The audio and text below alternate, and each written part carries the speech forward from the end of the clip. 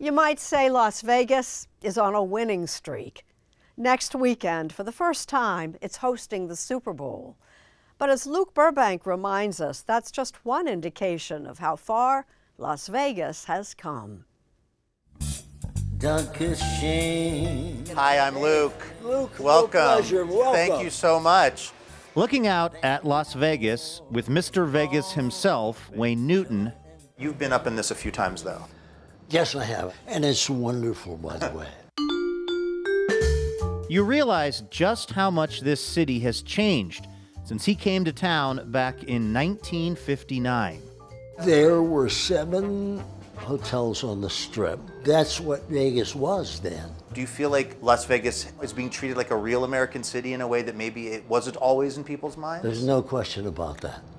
And with that maturity comes something that was once unthinkable. The NFL announced today that our city will host the 2024 Super Bowl. Unthinkable because for many years, pro sports teams, including the NFL, refused to go anywhere near Las Vegas, thanks to its seedy reputation. When I moved to Las Vegas in the 80s, my family was concerned. I mean, I think legitimately concerned.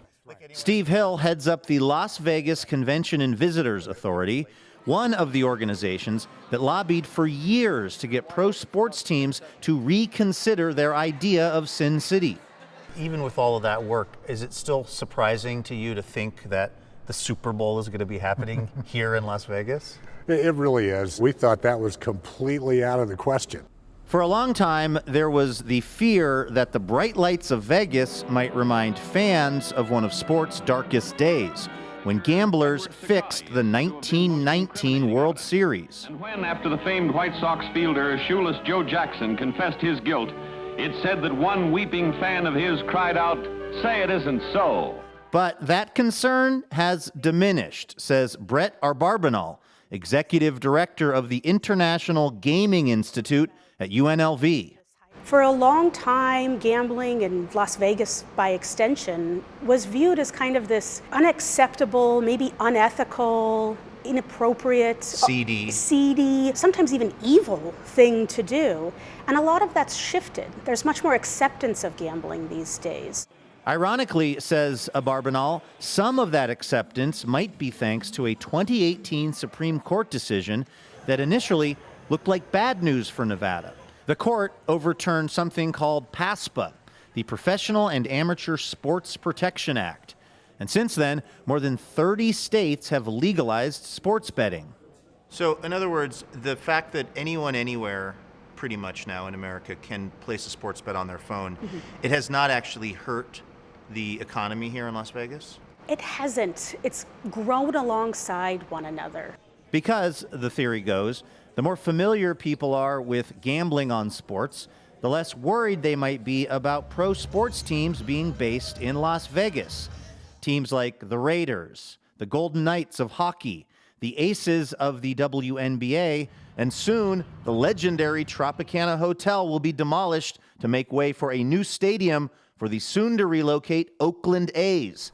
It's a big sports turnaround for a city that actually has some humble beginnings.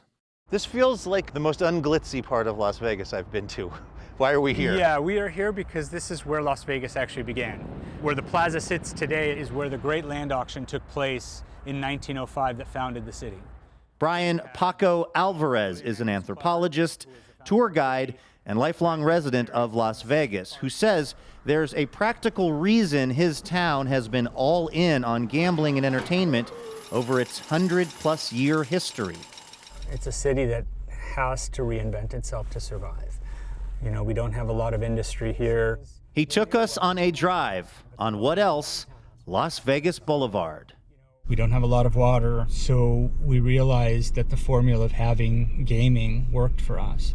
Nevada legalized gambling in the 1930s, but it was mobsters like Bugsy Siegel and Mo Dalitz who saw its potential, creating that Las Vegas Strip.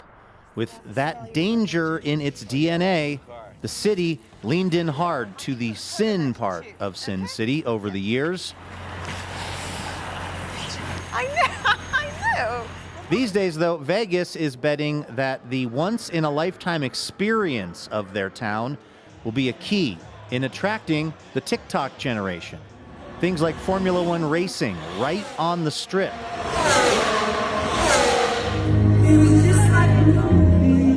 Adele, close up and personal at Caesar's Palace.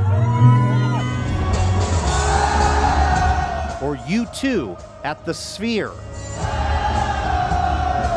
The $2.3 billion concert venue that looks like something you might be able to literally see from space. It's so over the top that even we locals can't stop looking at it. I'll drive by it and it gives me a smile, because a lot of times it's a giant emoji smiling at me. Another reason Las Vegas is smiling, the city is back. 40 million people visited last year, nearly topping its pre-COVID record. In fact, more than 300,000 people are expected in town this week alone.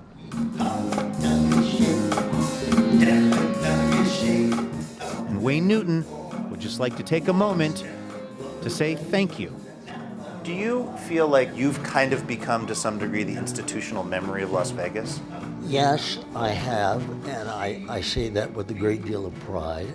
When I do tour, many times they won't even say Wayne Newton. They say, Mr. Las Vegas opens at such and such theater. At first, I wasn't sure it was a compliment, but it certainly has become one, and I'm very proud of that.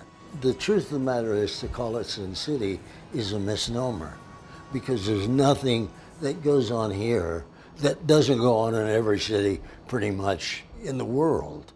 Come next weekend, Mr. Las Vegas will be in person watching the Super Bowl as some 150 million other people tune in from all over the world. As a city known for its glitz and glamour puts on what might be its biggest show yet.